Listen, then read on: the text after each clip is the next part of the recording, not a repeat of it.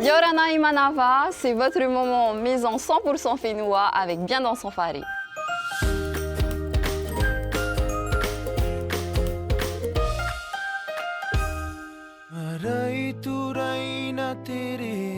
Aujourd'hui sur Fa Apamat et je vous présente une jeune entrepreneuse polynésienne, Mary, avec sa maison éco-friendly.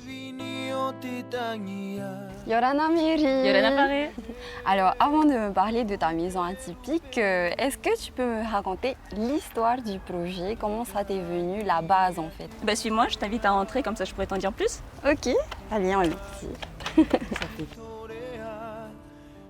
Alors, c'est parti d'où ce projet? En fait, le domaine de l'architecture ne m'est pas inconnu, puisque j'ai suivi un cursus d'architecture d'intérieur. Et je dirais que l'idée a réellement germé durant un voyage de presque 5 ans dans nos archipels.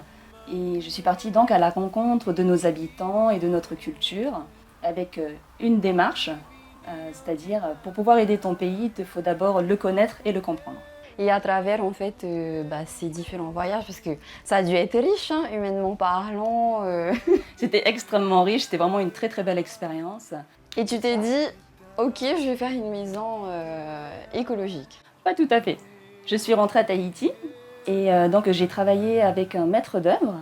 Et en fait, c'est vraiment à ce moment-là que j'ai constaté que non seulement les prix de l'habitat en Polynésie étaient très élevés, mais aussi que la grande majorité des matériaux étaient importés.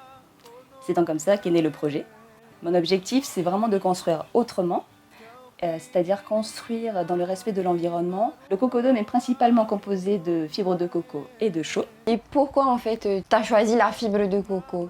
À travers mes voyages, j'étais en contact notamment avec les coproculteurs. Et en fait, j'ai vu qu'ils brûlaient toute la fibre de coco, du moins la très grande majorité. Et je me suis dit qu'on pouvait vraiment faire quelque chose avec. Donc en fait, c'est un déchet à la base. Enfin, actuellement en tout cas. Oui, c'est une mine d'or qui est considérée actuellement comme un déchet. Ok, d'accord. Et tu t'es dit, c'est sur ça que je vais partir. Exactement. Elle a de nombreuses qualités en plus. Elle est super résistante, imputrescible et offre une très bonne isolation thermique et phonique. Enfin, les Polynésiens, ils utilisaient déjà aussi la fibre de coco pour faire des cordages et Oui. tout. Donc c'est vrai que c'est hyper résistant. Oui, tout à fait. Ok. Donc durant ce voyage, tu t'es dit tu vas utiliser la fibre de coco. Mais ensuite, comment t'es venue l'idée de la chaux alors? La chaux était utilisée déjà dans nos archipels. On peut et retrouver. Tu as pu le constater? Oui, j'ai voyages. Exactement. J'ai pu le voir durant mes voyages au Gambier, aux Australes, notamment à Rurutu. Ils faisaient beaucoup d'églises et de cathédrales. Ok, d'accord. Tu as choisi de prendre de la chaux et des fibres de coco. Et apparemment, on t'a dit que c'était pas possible. Enfin, comment t'as fait pour dire, bah si, c'est possible Ouais, c'est vraiment en expérimentant, en allant voir différentes personnes. Et puis surtout prendre contact avec des professionnels du bâtiment, c'est important. Donc voilà, j'ai réuni toutes ces informations, j'ai expérimenté, testé différentes techniques et aujourd'hui, voilà, bah, ça tient. Donc en fait, c'est toi qui a construit le dôme de A à Z avec tes petites mains.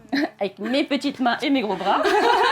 Ok, d'accord. Oui, il est important de construire, pour moi, de construire seul ce cocodome. C'était éprouvant, mais en même temps nécessaire pour maîtriser tous les aspects de la construction de cet habitat innovant, que ce soit le temps, les matériaux utilisés et également toutes les particularités de cette technique pour plus tard optimiser le concept.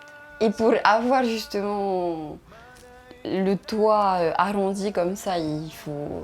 J'ai choisi de le faire de manière très artisanale pour ce prototype, c'est-à-dire que j'ai monté les murs droits et ensuite j'ai fabriqué donc un panier avec des branches d'acacia, donc qui sont disponibles sur le terrain juste derrière. Voilà, toujours dans une démarche écologique.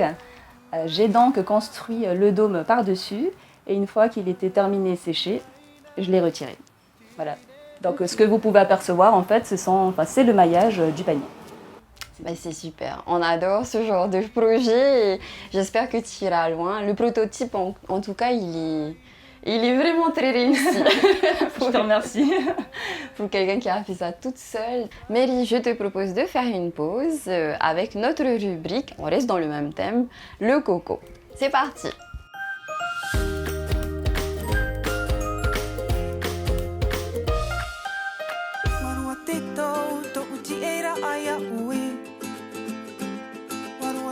Ce projet-là, il est venu de ma compagne. C'est elle qui est vraiment à l'origine du projet.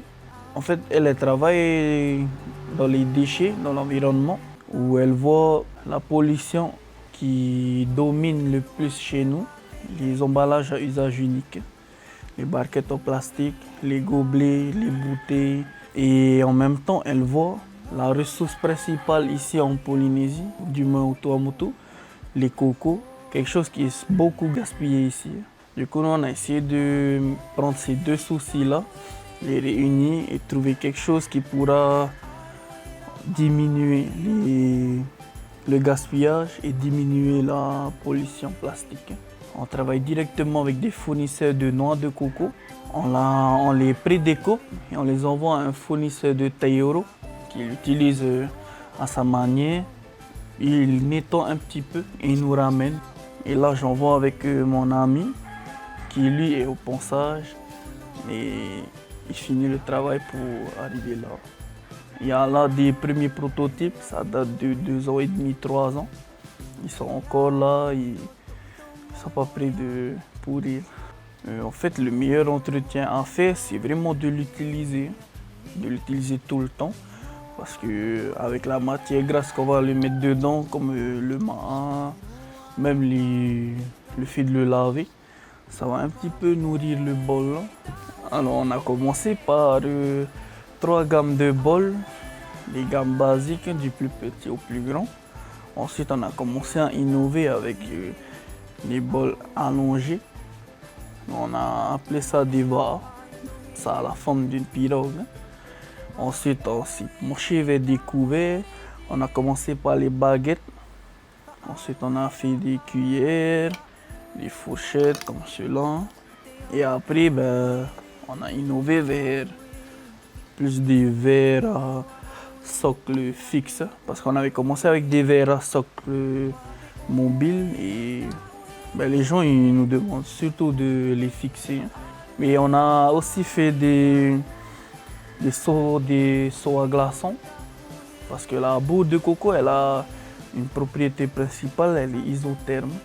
Notre dernier produit, c'est le plateau à sashimi et avec son ramequin à sauce.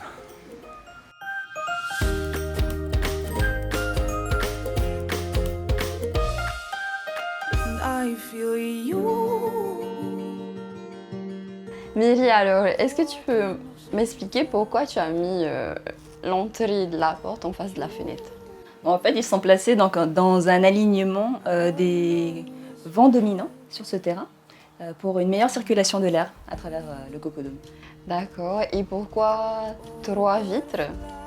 Toujours pour offrir une belle luminosité à cet espace. C'est vrai que c'est très lumineux. Hein. Oui, merci. Et avec le puits de lumière, voilà, ça ne fait qu'accentuer tout ça. C'est clair. Et la couleur blanc, c'était choisi aussi? Oui, choisi pour que ce soit lumineux, encore une fois, et puis aussi pour ne pas limiter l'espace. J'adore parce que ça me fait penser à la Grèce, à Santorini et tout. Il y a plusieurs personnes aussi qui me parlent de Santorini et qui sont agréablement surpris. Et l'aspect en fait texturé des murs, c'est choisi? C'est également choisi. Alors de nouveau, ce prototype a été fait de manière très artisanale. Donc ça a vraiment été choisi de laisser toutes ces aspérités. Par la suite, ils seront davantage lisses. Mais j'aime ce jeu de texture qu'on peut retrouver sur différents éléments du cocodome. Parlons-en justement des différents éléments. Tu m'as dit que tu étais architecte d'intérieur. Donc comment tu as agencé en fait? Alors j'ai voulu pour cet espace quelque chose d'apaisant dans lequel on se sente vraiment en sécurité. La forme du dôme favorise cela. Après j'ai voulu jouer donc sur le jeu de texture et de matière, notamment avec le plancher en bois brut, la texture donc des coussins, des murs, du plafond. On peut aussi le voir sur le tableau de Bruno Curé et sur le coca, donc ça va jusqu'à mes créations. Le coca, ça fait, c'est toi qui as fait? Oui, c'est moi. Durant tes voyages alors? Oui, je l'ai réalisé aux Marquises à Oahuka. Okay. On a fait également de la récup, toujours dans cette démarche écologique. C'est une malle donc qu'on m'a donnée. Une personne voulait s'en débarrasser. Elle est belle, hein? Je l'ai récupérée, elle est très belle, je trouve. On a également utilisé des palettes en guise de sommier. Et voilà, il y a d'autres aussi petits objets qu'on a pu récupérer. Et puis, ce prototype, il est déclinable de plusieurs manières. Oui, alors celui-ci est le plus petit modèle. Et en Ça fait, fait combien de mètres carrés là? alors ça fait 12 mètres carrés. 12 mètres carrés. Et donc nous avons aussi des modèles plus grands qui vont jusqu'à 40 mètres carrés environ, qui comprend cuisine, salon, chambre et salle de bain. Et après, sur des espaces plus grands, on peut donc rajouter des petits cocodos. Des petits modules. Voilà. Mais c'est génial parce qu'en fait, les Polynésiens, c'est vrai qu'avant, ils avaient plein de modules. La cuisine, c'était un module, la chambre, c'était un module. Donc, j'espère que tu pourras faire plein d'autres prototypes là dehors. Mary, en tout cas, toute l'équipe se joint à moi pour te souhaiter une belle réussite avec ce projet. Et nous, on se retrouve la semaine prochaine dans un nouvel épisode. Nana! Nana.